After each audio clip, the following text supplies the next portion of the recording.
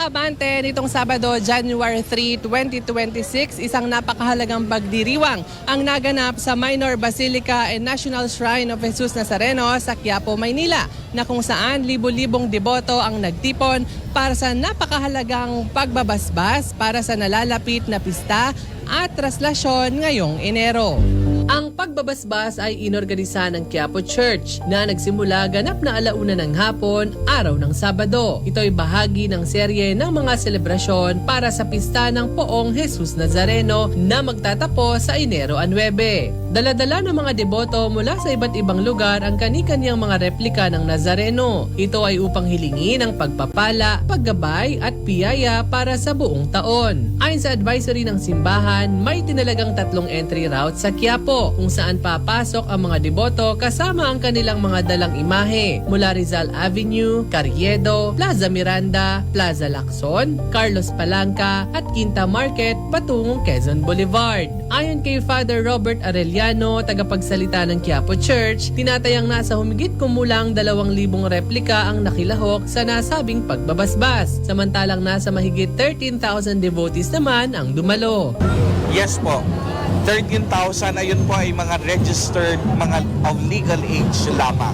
Kaya kung mapapansin ninyo, hindi pa kasama sa datos yung mga batang sinasama ng mga magulang. At yung replica, Father, ilan kita?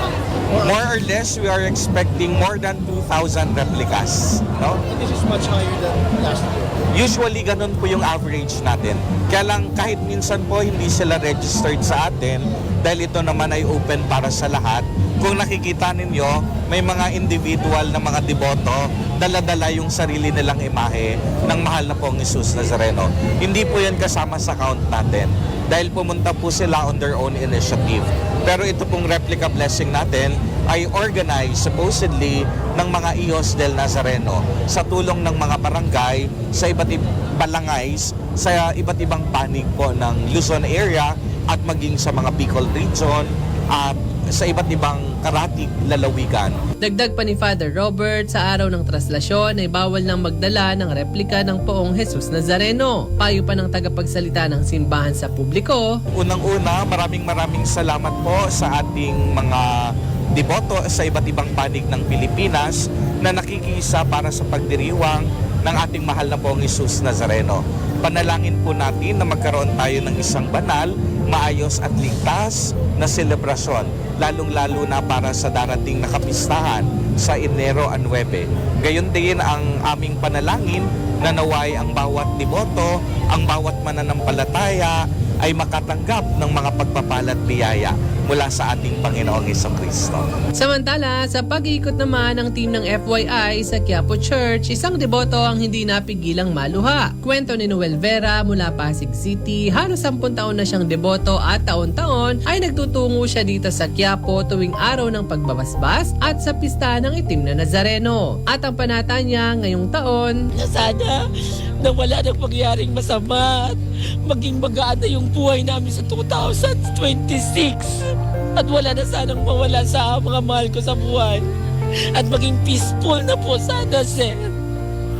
si Eddie Hosa naman ng Maynila kasama pa ang kanyang mga kabarangay ay maaga pa lamang daw ay nakapila na sila dito sa harap ng Quiapo Church at para mauna nang mabasbasan ang kanilang dalang replika na tinawag nilang Edong Nazareno. Si Jonelyn Reyes naman ng Binondo, 12 years old pa lamang daw ay sumasampa na tuwing traslasyon. Panata niya, ito ay para gumaling ang kanyang iniindang sakit. Pero ngayong taon, dasal ni Jonelyn, tagal ko na pong hinihiling na magka-baby hanggang nagka-ovarian cyst ako. Nawala siya, nagamot ko.